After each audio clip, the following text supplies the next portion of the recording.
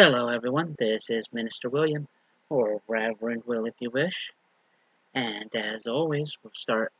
This is the sermon for June 11th, 2023. And as always, we'll start with a moment of silence for prayer, meditation, or what have you.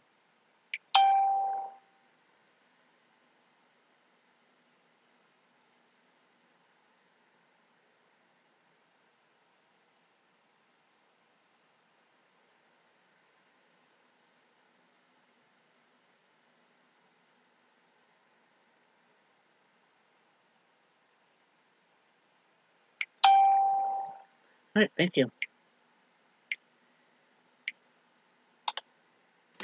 Today's sermon is called A Call to Love. It was written by uh, a, uh, a German evangelical evangelical minister um, for a who works at Orbo Community United Church of Christ, and he was asked to speak at a Pride festival and give a biblical lecture. This is on SermonCentral.com under sermons. I will be changing some of the words uh, in it, and I will uh, cut out some stuff. I like the whole beginning of where he's introducing himself, because I just did that. The Greek New Testament knows two kinds of love, agape and eros. You may have heard folks saying the Bible opposes anything but the straight, narrow path. Please bear in mind that both Judaism and early Christianity were persecuted minorities. And please don't give up on the Bible. Please don't give up on the Bible altogether, just because some of the biblical authors needed to establish their identities, opposed to their pagan environment. They were extremely weak, vulnerable, and in dangerous positions. So they were in extremely weak, vulnerable, and dangerous positions. Greeks and Romans practice Philadelphia. I think that's how you pronounce it. That is brotherly love in Eros sense. So we have Philadelphia, the city of brotherly love. And so that is brotherly love in the Eros sense. Man, love your brother with all your body, mind, and soul. We are talking holistic desire and sexual passion. Jewish and early Christian communities related to the concept of Philadelphia. They took it and reinterpreted it in the agape sense. Be a decent person and treat your neighbors with respect. Unfortunately, um, along those lines, some needed to part with their pagan past and started bad-mouthing erotic Philadelphia. When you find a cool new faith that works better for where you are on your spiritual journey, you sometimes will dismiss your past culture. So again, please don't dismiss the Bible as a whole for the weakness of some of its authors. Once they had their coming out as Christians, they looked at their old lives with new eyes and were confused. Here is the good news.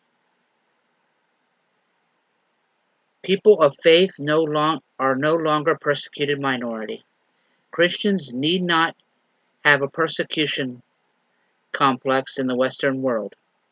People practicing same-sex love are no longer the pagan opponent of Christianity, but gay, lesbian, bisexual, and transgender people find themselves to be people of faith, spiritual, and capable of holiness. Today, faith and LGBT identities need not polarize or stand against each other, but can and must be reconciled, especially in Florida. he said, you go. Here is my biblical call to all faith communities in Florida. In the name of love, you must make sure that the LGBT people do not find an environment that puts them in extremely weak, vulnerable, and dangerous positions. Or as Paul wrote in his letter to the Romans in chapter 15, verse 7, so reach out and welcome one another to God's glory. Jesus did it, now you do it.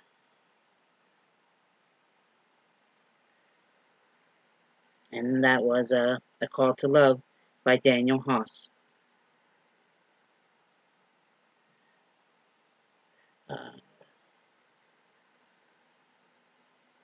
He posted this on June 4th, 2011. But with the way things are going this year, with the LGBT, it seems like this year there is more hate for the LGBT community. And everything that nobody cared about a couple years ago, like stores selling pride stuff, is all of a sudden heresy. And there are people boycotting Bud Light, there's people boycotting Target, and people are just showing so much hate towards one another. And like you said, we need to stop it.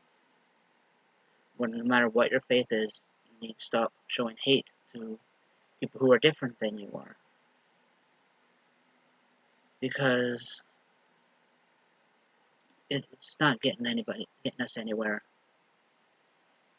The only way we can move forward is to love each other. You don't have to agree with everything. We have to come, as long as nobody is hurting anybody else, there's no reason for you to stand in their way. We need to come together and love each other for what we have in common, instead of hating each other for the things that are different. Everybody and then every faith has a lot more in common than there is different. You know where to look. I have seen stories through many different religions that are exactly the same, spanning miles apart, all written around the same time by people who didn't know each other.